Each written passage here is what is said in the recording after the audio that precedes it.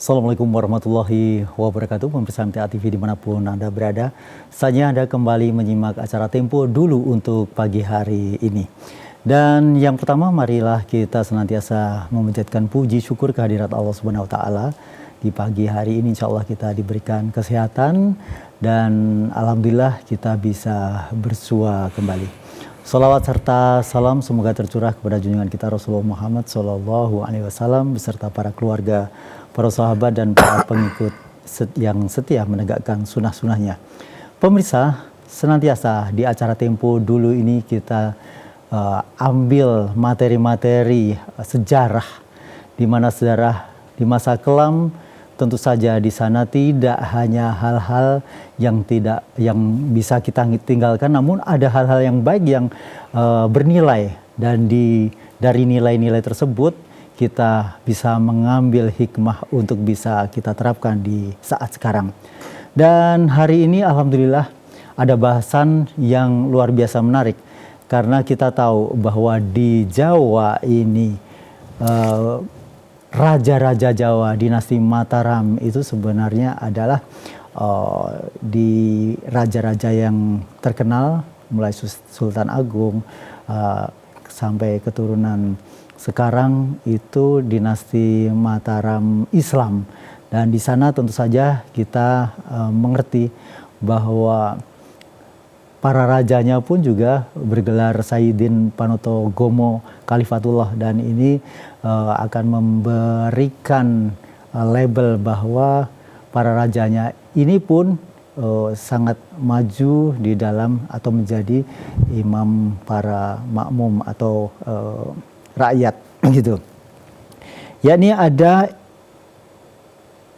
tema yang saat ini nanti akan disampaikan, yakni dinasti Mataram Islam dalam perspektif sejarah sosial. Dan alhamdulillah di pagi hari ini telah hadir di tengah-tengah kita guru besar dalam bidang ilmu manajemen pendidikan sejarah dari UNS Surakarta. Beliau Bapak Profesor Dr. Ahmad Arif Musadat MPD. Assalamualaikum warahmatullahi wabarakatuh.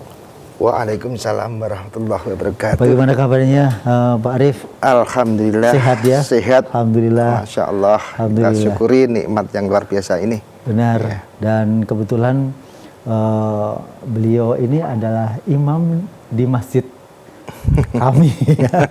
Jadi senantiasa kami bertemu ketika sholat berjamaah di masjid. Ya, Pak Arif. Ini bisa disampaikan sebenarnya terkait dengan dinasti Mataram Islam yang ada di Jawa ini. Ini bagaimana mulainya atau berawal seperti apa, sehingga yang dulu dari Majapahit kemudian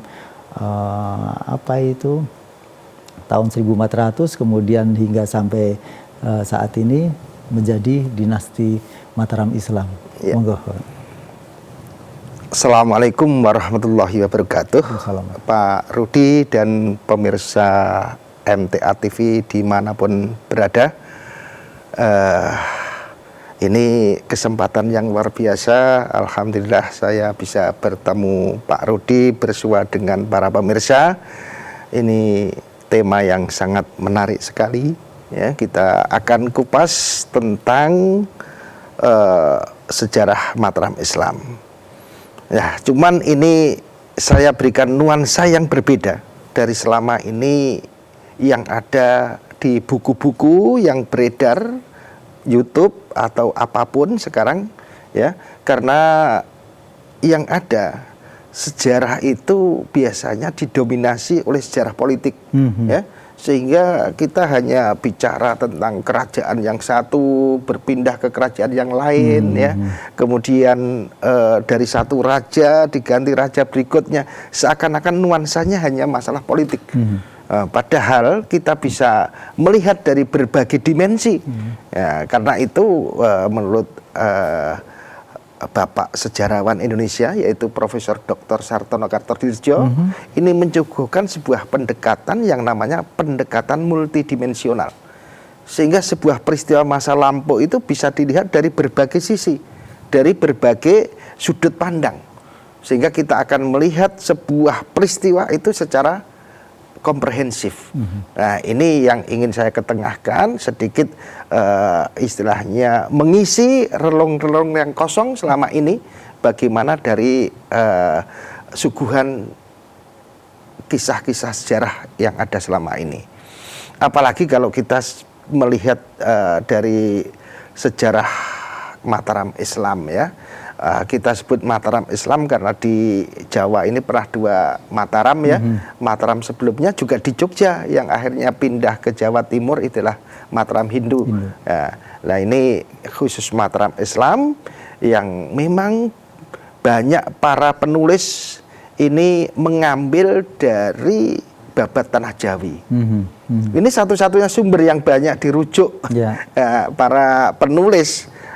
Kadang-kadang penulis sejarah itu bukan semuanya sejarawan, tapi peminat sejarah. Betul. Sehingga tidak tahu ilmunya yang betul, asal menulis seperti Wali Songo. Ini banyak ditulis oleh peminat. Oke, ya. Nah ini saya kembali. Jadi babat Tanah Jawi itu adalah historiografi Indonesia lama. Jadi ciri-ciri historiografi Indonesia lama itu satu raja sentris, istana sentris ya. Istana sentris, tapi lebih khusus lagi adalah raja sentris. Jadi tulisan itu hanya berpusat pada istana. Istana merasa itu baik ditulis, merasa itu kurang baik dekat. Ya.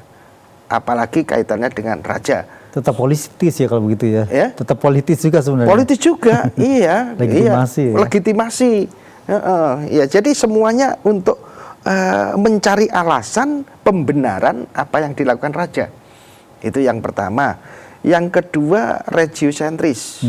Jadi hanya terbatas sempit wilayahnya, sekupnya. Ya. Dan yang ketiga itu aristokratis ya, aristokratis. Jadi ini betul-betul itu, apalagi yang terakhir ini adalah religio magis. Jadi religio bagus religius ya, keagamaan, tapi bumbu-bumbu magisnya itu yang justru lebih dominan sehingga lebih banyak mitos daripada fakta sejarahnya. Dongeng-dongeng. Lah itulah, apalagi next babat Tanah Jawi ya itu ditulis oleh pujangga keraton. Nah, pujangga keraton itu kan ya tahu sendiri yang namanya pejabat negara ya. Jadi mestinya sebelum ditulis itu mestinya dilaporkan pada rajanya, kalau yang bagus ya seperti ini dan sebagainya dan seterusnya. Ya, PPT-nya Mas. Ya. Babat Tanah Jawi itu ya ditulis 2 versi, Pak Rudi. Jadi versi yang pertama itu tahun 1722 oleh Carik Adilanggung II. Ini pada masa Pakubuwono I dan Pakubuwono II. Ya. Kemudian tahun 1788 ini diterbitkan oleh Carik Tumenggung Tirtowiguno itu pada masa Pakubuwono III. Sebenarnya isinya hampir sama, cuman yang versi kedua itu lebih detail ya, yaitu yang pertama menceritakan kerajaan-kerajaan yang pernah berkuasa di Jawa, yaitu mulai Jawa kuno itu kerajaan-kerajaan Hindu, itu ada Kediri, Pengging, Jenggala, Majapahit. Memang betul-betul ada kerajaannya itu, ya. Kemudian masa pertengahan itu sudah masa Islam, ya, sejak Demak, Pajang, kemudian Mataram, dan mulai Jawa Baru itu Kasunanan Surakarta, Kesultanan Yogyakarta, dan Kadipaten Mangkunegaran yang merupakan pewaris dari kerajaan Mataram. Ya, next. Jadi kita akan mengupas khususnya adalah tentang kerajaan Mataram Islam. Ini kita akan melihat selama ini tidak tertulis bagaimana trik-trik dan intrik yang ada di kerajaan Mataram untuk pergantian kekuasaan dari setiap rajanya. Sehingga kami beri judul pergeseran dan legitimasi kekuasaan. Itu yang penting sekali. Lah, materi ini kita akan mengkaji masalah pergantian kekuasaan dari satu raja ke penggantinya. Seakan-akan pergantian itu selama ini yang kita lihat di buku-buku sejarah itu normal-normal saja, wajar. Seakan-akan ya memang bapak diganti anak, khususnya putra mahkota. Ya, itu kalau versi Babat Tanah Jawi. Tapi apakah demikian yang terjadi? Ya, ini bukan bermaksud untuk istilahnya membuka masa lalu, tapi supaya masyarakat tahu yang sebenarnya, karena kita harus objektif di dalam penganalisan sejarah. Next slide-nya, ya. Next, ya. Ini yang jarang dilihat orang, bahwa ternyata dinasti Mataram itu adalah keluarga dari petani. Ini yang sebuah satu keanehan yang sering itu sebuah dinasti kerajaan itu mempunyai leluhur orang-orang yang hebat, bahkan keturunan kerajaan dan sebagainya, seperti Demak. Itu Raden Patah itu adalah anak dari Majapahit, ya begitu ya. Lah ini yang aneh, dinasti Mataram adalah keluarga petani, sehingga mereka ada rasa khawatir ya. Ini orang tua keluarga petani, tapi kok bisa menjadi sebuah dinasti yang begitu besar, sehingga untuk melegitimasi, sekali lagi itu penting sekali ya, untuk melegitimasi supaya masyarakat merasa pantas dan sebagainya, maka dia mempunyai sebuah prinsip trahing kusumo, rembesing madu, wijining atopo, tedaing andono warih, ya, yang semuanya itu mempunyai makna yang sama. Bagaimana seorang raja ya ini adalah memiliki trah leluhur, bukan sembarangan, unggul, bukan sembarang, unggul darahnya. Makanya sampai sekarang ini, maaf, sebenarnya kurang pas juga, tapi ini pemilihan presiden itu kan selalu dikait-kaitkan, ya maaf, karena itu penting sekali, penting sekali, ya, apalagi orang Jawa kan memang bibit, bebet, bobot ya, bibitnya ini, lah apalagi itu sebuah kekuasaan. Nah, makanya untuk memanipulasi ini supaya dan ternyata ini dia membuat silsilah politik. Silsilah politik ini sama sekali tidak masuk akal. Tapi masyarakat ya, karena memang keterbatasan pada saat itu, ternyata dari Nabi Adam. Kalau Nabi Adam oke ya, karena semua orang mesti keturunannya ya, benar. Tapi terus 25 nabi-nabi semuanya itu masuk. Wah ini ya, para nabi ini masuk lagi. Ya. Ya itu entah, tapi secara historis belum bisa dipertanggungjawabkan.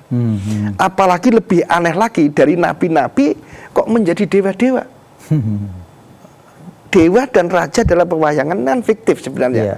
Itu rekayasa. Tapi memang oleh dinasti Mataram sengaja dibuat ini, karena pada saat itu yang ada masih warisan Hindu pada saat itu, memang ini orang-orang sekti, nyatanya keturunannya para dewa.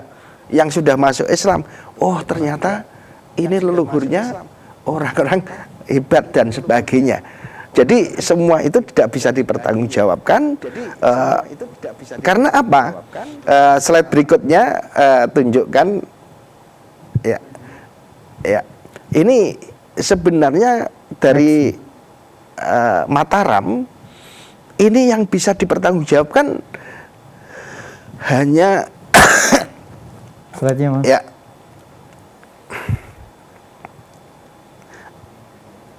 Ya, itu adalah ini Ki Ageng Selo.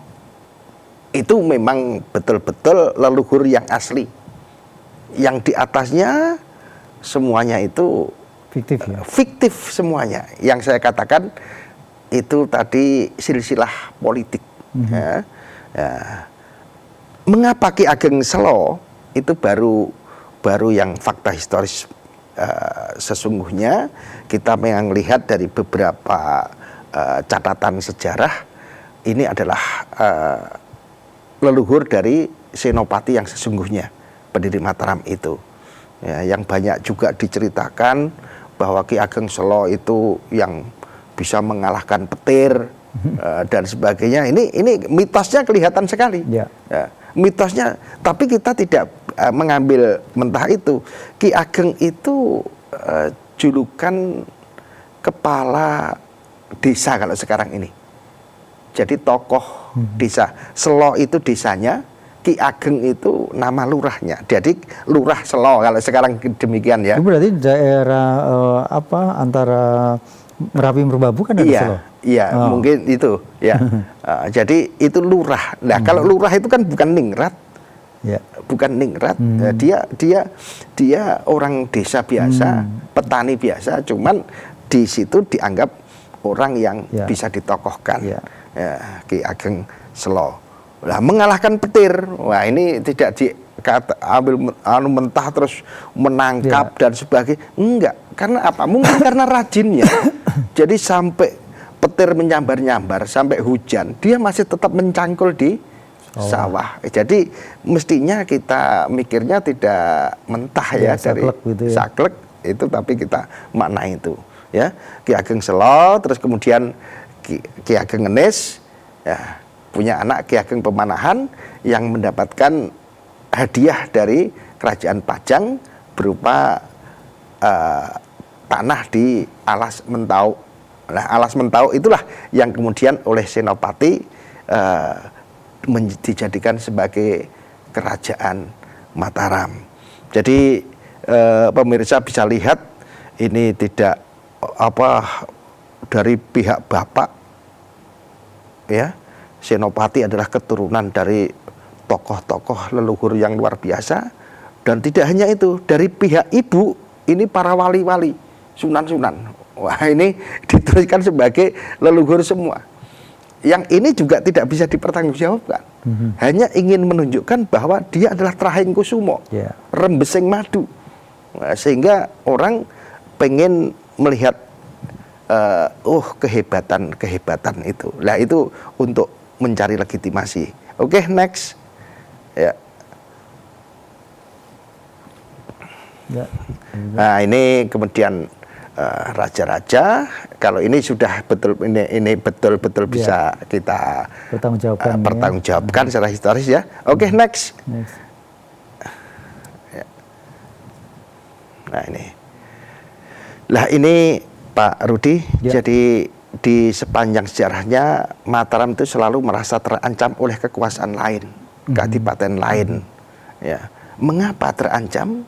Karena dia itu sadar diri. Ya. Dia mendapatkan kekuasaan itu karena kudeta.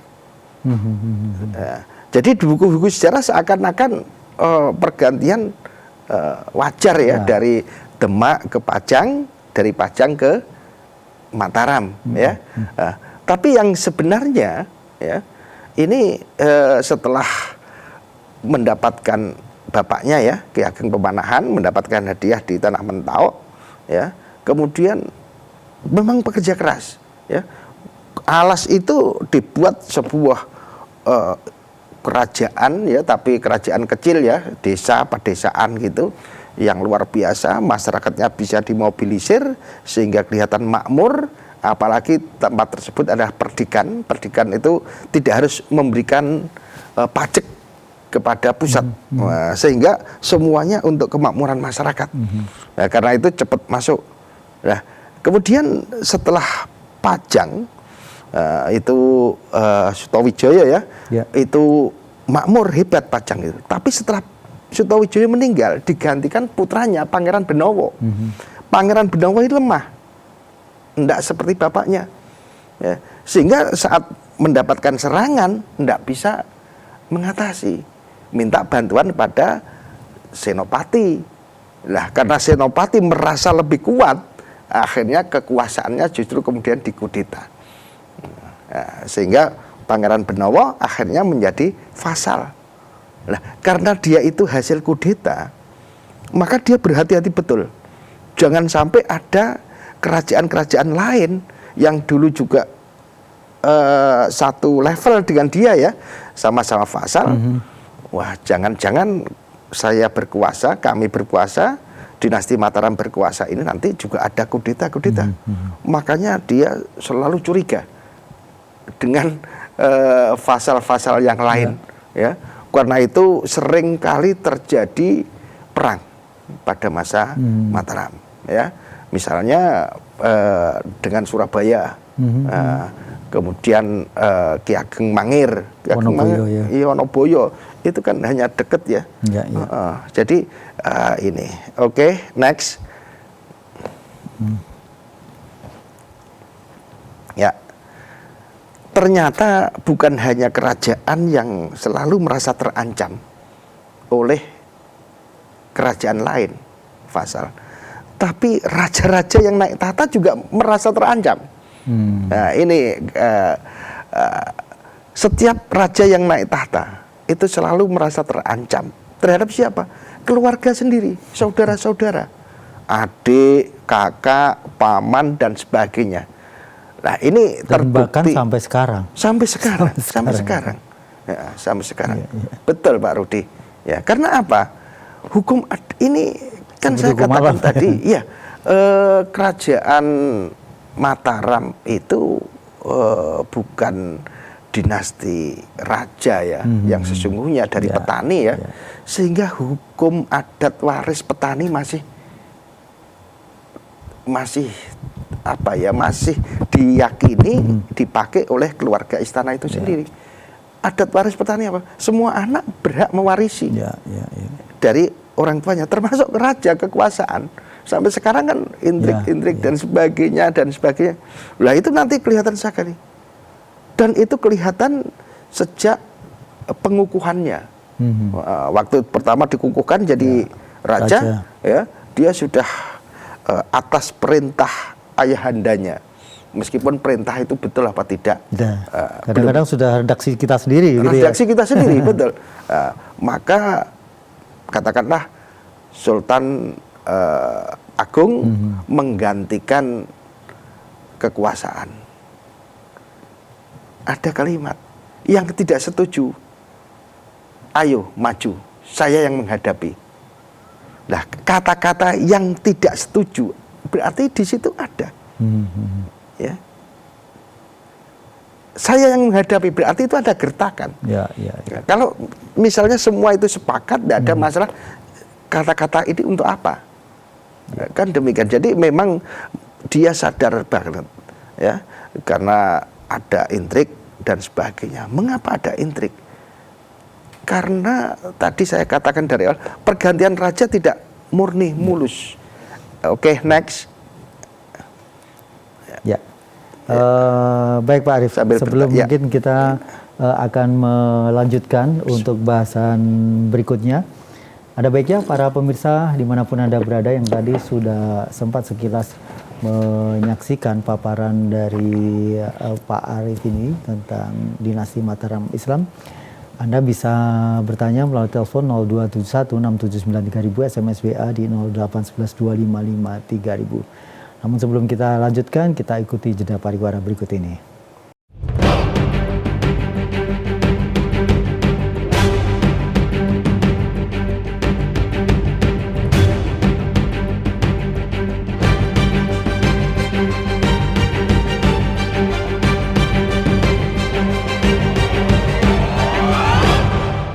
Baik pemirsa dimanapun Anda berada, Anda masih menyimak sajian Tempo Dulu untuk pagi hari ini dan masih bersama narasumber kita Prof. Arief dari UNS Surakarta.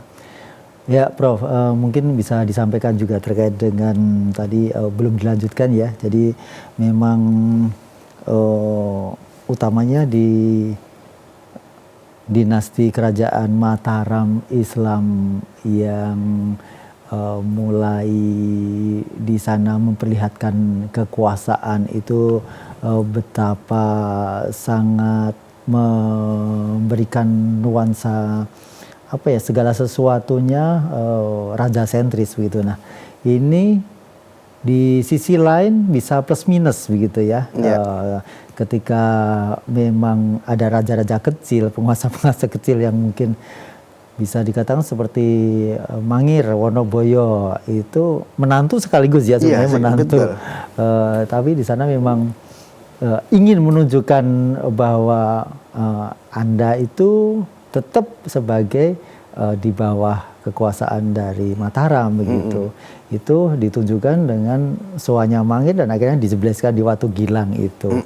Nah, sebenarnya kalau di sisi politis itu akan menunjukkan sangatlah betapa kuatnya ini Mataram begitu. Sementara di sisi lain ada sesuatu yang di sini nilai-nilai kemanusiaan itu terkadang menjadi dikesampingkan begitu. Nah, ini dalam perjalanannya Mataram Islam itu sampai sejauh mana hal itu berlangsung? Apakah hingga saat ini pun akan ditiru oleh penguasa-penguasa hingga saat ini, atau memang ada yang memberikan contoh-contoh lain begitu, Pak Arief? Oke, terima kasih. Ini pertanyaan yang sangat menarik sehingga malah justru mengingatkan saya. Oh ya. Jadi Mataram itu konsep kekuasaannya kita kenal dengan istilah konsep Gung Binatoro, keagung binataraan. Jadi Gung itu agung ya, Agung besar ya. Besar, agung. Binatoro itu dari kata Batoro, Batoro Dewa ya. Dewa. Jadi dia merasa menganggap dirinya adalah agung, bagikan dewa. Jadi kekuasaan raja seperti dewa, ya, menguasai semua kekuasaan eksekutif, legislatif dan yudikatif. Nah ini ditunjukkan dengan kehebatan unggul, ya. Bahkan maaf saya sedikit flashback ya. Ini untuk menunjukkan bahwa Raja Mataram pendiri dan para penggantinya itu adalah orang-orang yang punya kesaktian. Jadi unggul dalam segala hal, unggul dalam keturunan tadi silsilah politik, gitu, unggul dalam kesaktian. Maaf, Nyi Ratu Kidul itu rekayasa tulisan. Sebenarnya tidak ada itu. Mengapa ada? Itu dituliskan untuk menunjukkan kesaktian Senopati yang luar biasa. Jadi dituliskan di Babat Tanah Jawi, pada saat berdirinya itu Senopati bertapa di pantai selatan. Nah saat bertapa, karena kesaktiannya menimbulkan hawa panas, aura panas yang menyebar di pantai, di laut. Sehingga dituliskan masyarakat Pantai Selatan, rakyatnya Ratu Pantai Selatan banyak yang mati. Nyi Ratu Pantai Selatan kaget melihat peristiwa itu. Dia mencari sumber penyebab kematian ada apa, sampai akhirnya keluar dari laut pantai.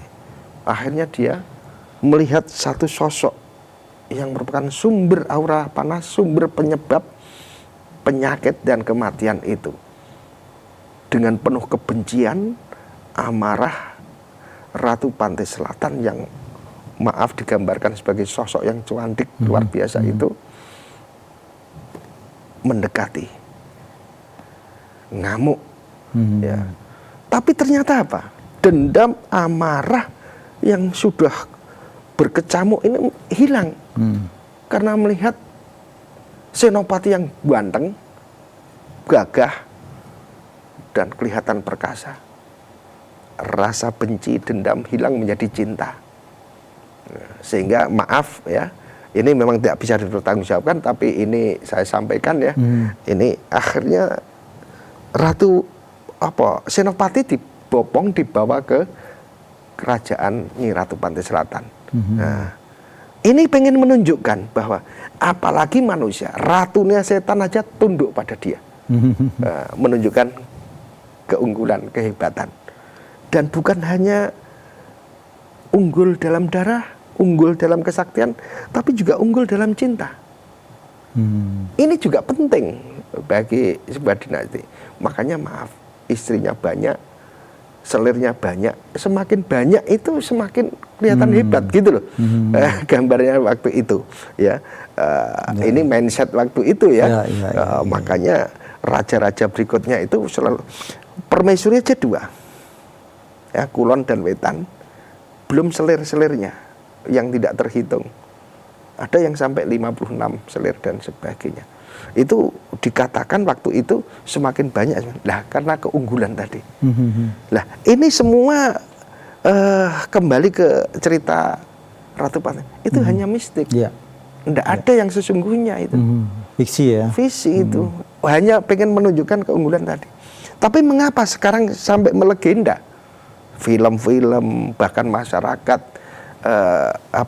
percaya kalau ke pantai selatan tidak pakai ijo-ijo dan seterusnya. Nah ini karena kalau ijo-ijo nanti dikira tentaranya Ratu Pantai Selatan.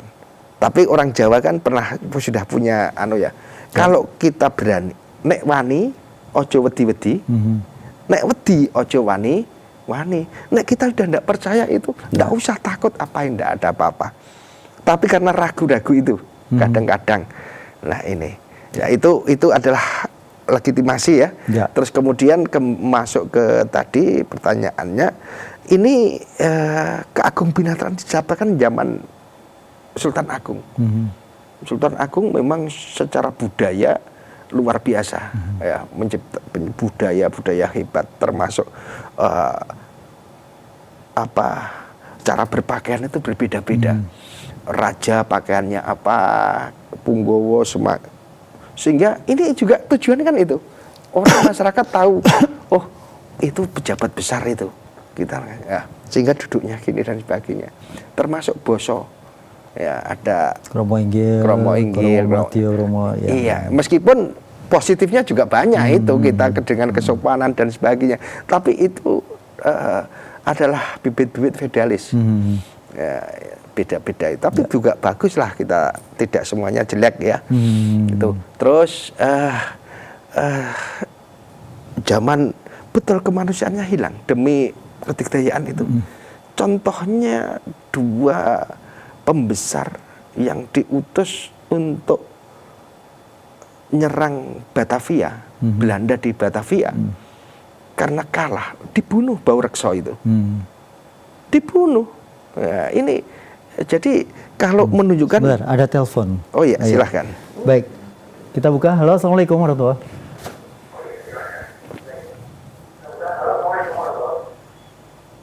Waalaikumsalam warahmatullahi wabarakatuh. Ya, dengan siapa Bapak?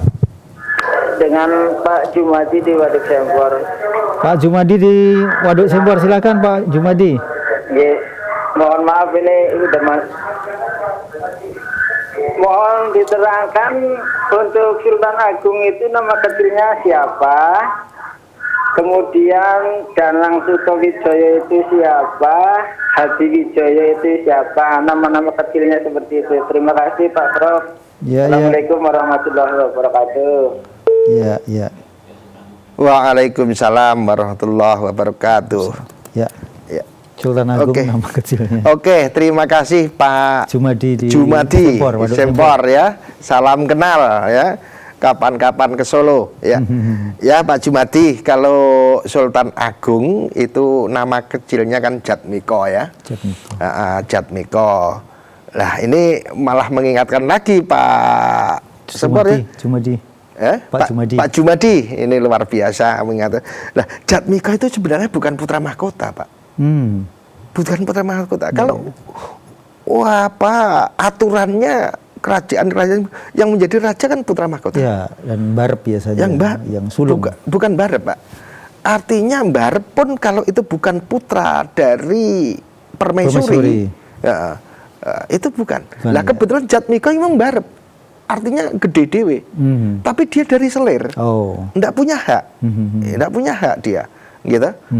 Dari lah yang putra mahkota itu adalah Raden Mas Woriyah. Raden Mas Woriyah harusnya yang menjadi raja Raden Mas Woriyah. Tapi pada saat itu kalau tidak salah usianya masih 6 tahun, Jatmiko 20 tahun. Oh, dewasa. Ya? Lebih dewasa. Sebenarnya tidak punya hak.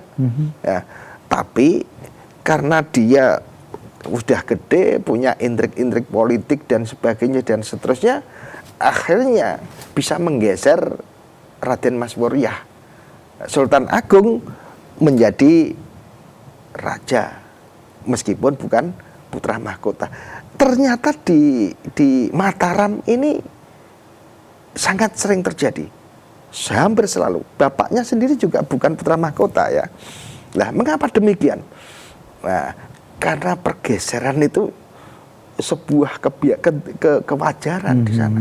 Siapa yang kuat itu yang bisa berkuasa. Makanya tadi ancaman raja itu selalu, ya, ancaman raja selalu. Ya, tadi yang tidak setuju ayo maju saja saya tadi. Ya, itu termasuk demikian. Ya, jadi itu Jatmiko menjadi Sultan Agung, dan ini kelihatan alusnya kan dia paling panjang itu gelarnya ya.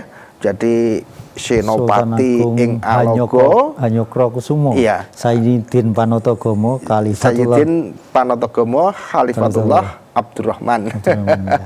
Jadi tadi Senopati ing Alogo, jadi panglima perang di medan perang, tapi juga Sayyidin Panotogomo ulama, ya, Khalifatullah. Ya. Jadi ini apa ya? Ini juga bagian legitimasi juga. Bagian legitimasi, ya, disemat-sematkan dan sebagainya itu, ya. Terus kemudian dia paling hebat memang. Ya memang plus minus tadi ya, budayanya bagus sekali dan seterusnya. Ya, pada saat itu ditakuti VOC, Pak. Zaman Sultan Agung betul-betul konsep keagung binataraan ini tinggi-tingginya, ditakuti VOC. Makanya dia memanggil VOC itu kaki, bawahan, dianggap iya. VOC tidak berani. Tapi ini konsep keagung binataraan. Pada zaman penggantinya apa ya? Ini masih beberapa Amangkurat. Itu lebih parah lagi. Kalau zaman kerajaan Demak Pajang itu sehebat apapun raja, itu masih taat pada para sunan. Makanya para sunan itu dianggap sebagai penasehat politik, malahan. Ya. Tapi pada zaman Mataram, pengaruh sunan mulai dihabisi. Raja absolut ya. Raja absolut, dia kekuasaan harus tunggal. Ya, kekuasaan harus tunggal. Makanya ini akhirnya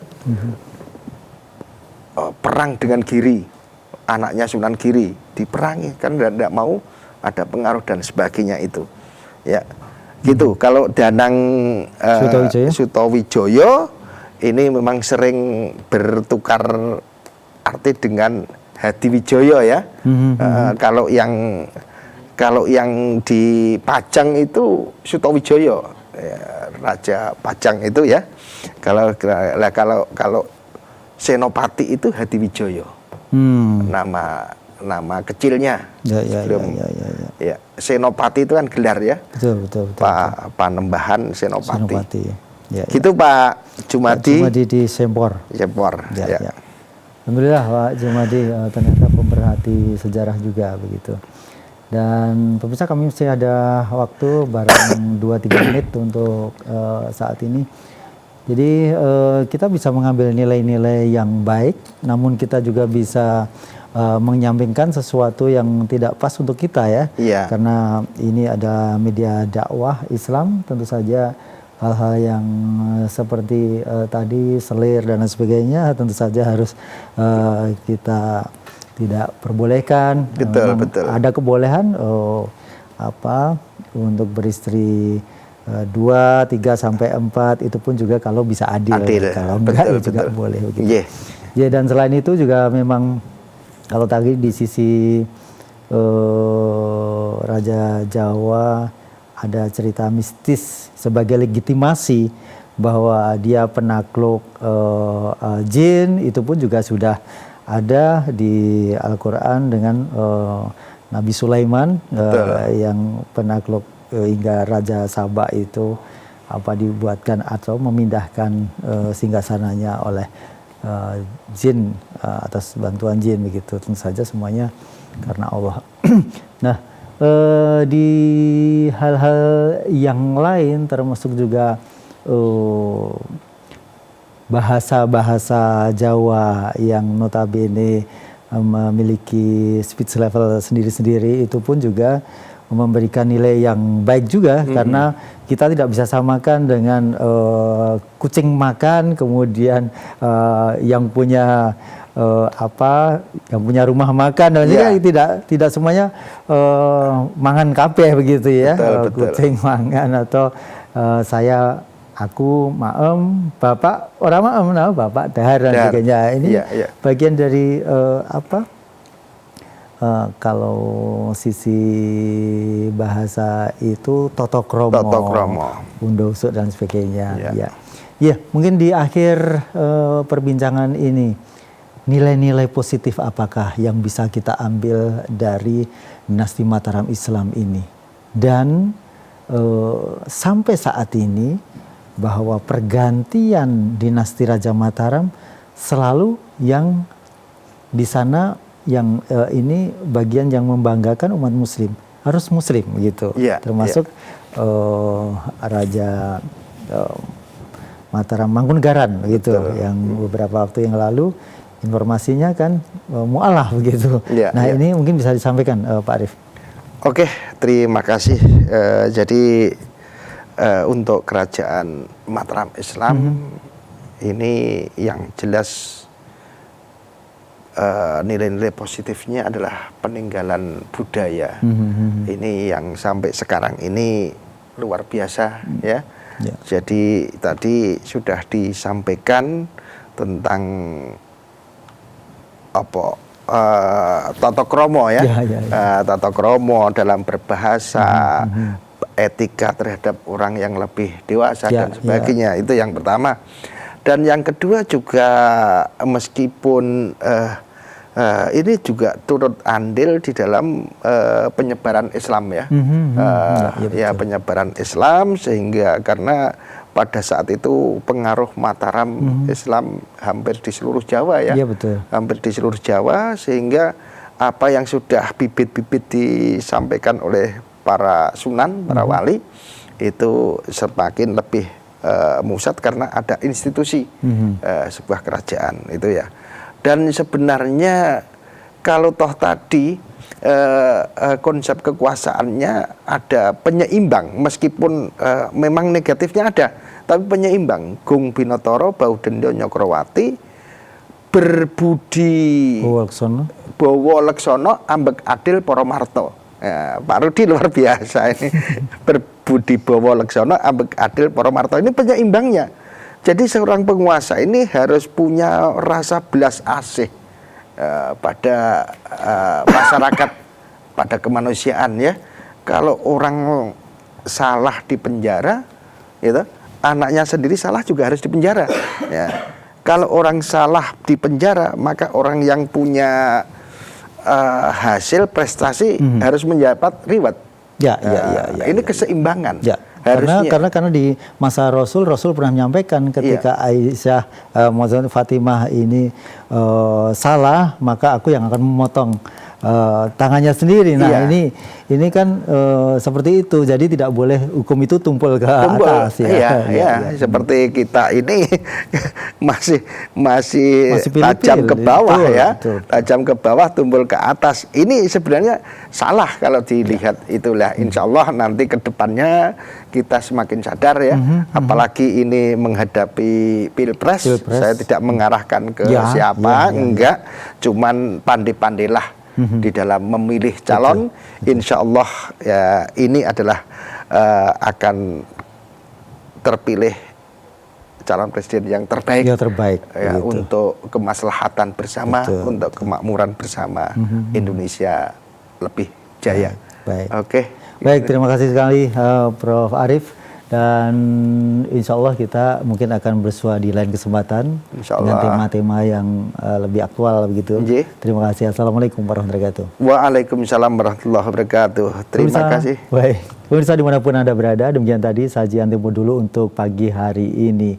Dan nilai-nilai yang baik sudah kita dapatkan dari dinasti Mataram Islam hingga saat ini, dan meskipun plus minus pasti ada dimanapun itu, dan kita harus pandai-pandai untuk bagaimana menyeleksi apa-apa yang baik itu sehingga kita bisa terapkan untuk kehidupan kita. Saya Rudi Hervianto, mohon maaf atas segala kesalahan. Billahi taufik wal hidayah.